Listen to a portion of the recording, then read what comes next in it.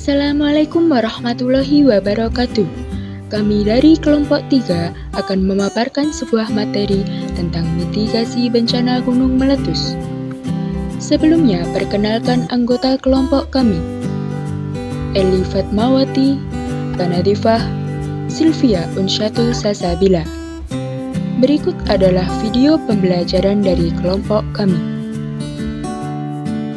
Kalian tentu pernah mendengar bahwa negara kita Indonesia dilewati oleh rangkaian jalur gunung api. Itulah sebabnya kita banyak memiliki gunung api aktif yang dapat erupsi sewaktu-waktu. Yang dahsyat dan mengguncang dunia adalah Gunung Tambora yang terjadi pada tahun 1815 dan Gunung Krakatau yang terjadi pada tahun 1883. Tepat 10 April 2020 terjadi erupsi Gunung Merapi serta erupsi Gunung Anak Krakatau. Apa itu gunung meletus?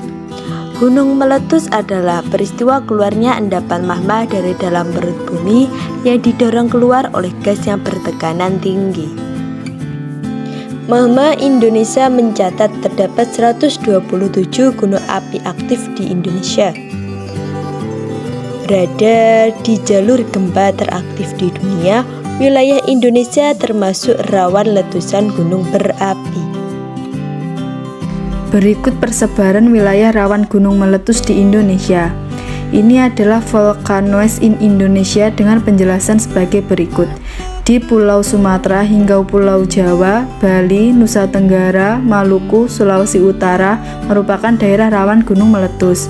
Dan wilayah aman dari erupsi yaitu Kalimantan, Papua, dan Sulawesi Tengah dan juga Sulawesi Tenggara. Menurut USGS, gambar berikut merupakan persebaran gunung aktif yang ada di Indonesia, yang dimana Indonesia merupakan negara yang memiliki gunung aktif terbanyak di dunia. Gunung api adalah saluran yang membawa batuan panas cair yang berada di bawah tanah yang disebut dengan magma.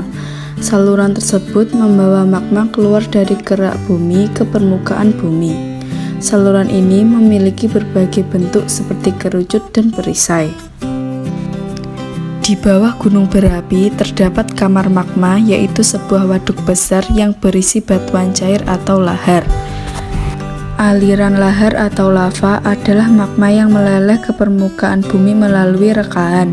Suhunya lebih dari 10.000 derajat Celcius. Gerakan magma yang meningkat itulah yang menyebabkan terjadinya letusan gunung api. Dampak yang disebabkan oleh letusan gunung api antara lain pencemaran udara yang mengakibatkan gangguan kesehatan seperti pernafasan dan penglihatan, pencemaran sumber air bersih akibat abu vulkanik, rusaknya lahan pertanian, kebun dan ladang, rusaknya infrastruktur dan fasilitas umum, rusaknya tempat tinggal, kebakaran hutan di sekitar gunung, serta jatuhnya korban jiwa seperti manusia dan hewan. Mitigasi saat erupsi. Segera masuk ke dalam rumah begitu terdengar suara tanda peringatan erupsi. Tutup semua pintu dan jendela, kecuali jika mendapat instruksi untuk melakukan evakuasi ke zona aman. Segera mencari informasi melalui radio atau televisi. Ikuti instruksi yang diberikan lembaga atau pemerintah terkait. Jika berada di luar dan tidak menemukan tempat berlindung, pergi ke tempat yang tinggi. Jauhi sungai, jurang, lereng gunung, lembah, dan daerah aliran lahar. Di tempat terbuka, lindungi diri dari abu vulkanik. Kenakan topi, kacamata pelindung, baju lengan panjang, celana panjang, dan sepatu. Waspadai paparan gas beracun. Pakai alat bantu pernafasan, masker atau kain lembab. Jangan berada lebih rendah dari tanah.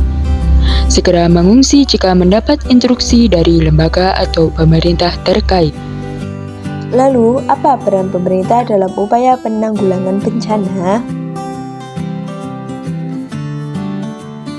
Dalam upaya penanggulangan bencana, pemerintah membentuk Badan Nasional Penanggulangan Bencana atau BNPB yang secara garis besarnya memiliki fungsi untuk merumuskan dan menetapkan kebijakan penanggulangan bencana dan penanganan pengungsi melalui tindakan yang cepat, tepat, efektif, serta efisien, dan mengkoordinasikan penanggulangan bencana secara terpadu, terencana, dan menyeluruh. Di tingkat daerah, lembaga khusus yang menangani penanggulangan bencana adalah Badan Penanggulangan Bencana Daerah atau BPBD. Selain BNPB dan BPBD, pemerintah juga membentuk Satgas yang siaga untuk menangani penanggulangan bencana dan keadaan darurat. Beberapa strategi yang ditempuh sebagai upaya untuk menanggulangi bencana di Indonesia adalah sebagai berikut. 1. Penguatan kerangka regulasi. 2. Pemaduan program pengurangan risiko. 3. Pemberdayaan perguruan tinggi. 4. Penanggulangan bencana berbasis masyarakat. 5. Pembentukan satuan reaksi cepat penanggulangan bencana. 6. Pengurangan program risiko untuk kelompok rentan. 7. Peningkatan peran LSM dan organisasi mitra pemerintah. 8. Peningkatan peran dunia usaha. Kurang lebih seperti itulah peran pemerintah dalam penanggulangan bencana. Tentu saja upaya penanggulangan bencana bukan kewajiban pemerintah saja. Seluruh masyarakat tentu harus ikut serta terlibat dalam upaya penanggulangan bencana tersebut.